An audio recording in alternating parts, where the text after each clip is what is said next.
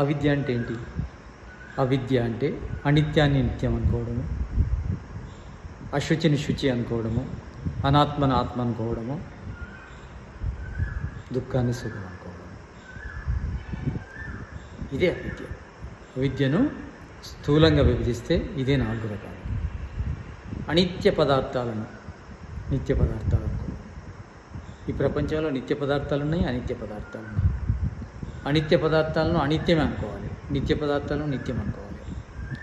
నిత్య పదార్థాలు 3: ప్రకృతి పరమాణువులు, జీవులు, దేవుడు. ఇవి నిత్య పదార్థాలు.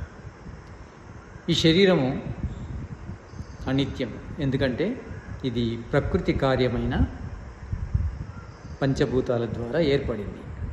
కార్యం ఎప్పుడు కూడా నశిస్తుంది, ఉత్పత్తి అయింది నశిస్తుంది. కనుక ఈ నశించే శరీరాన్ని నశించదు అని అనుకుంటే ఇది అవిద్య అవుతుంది.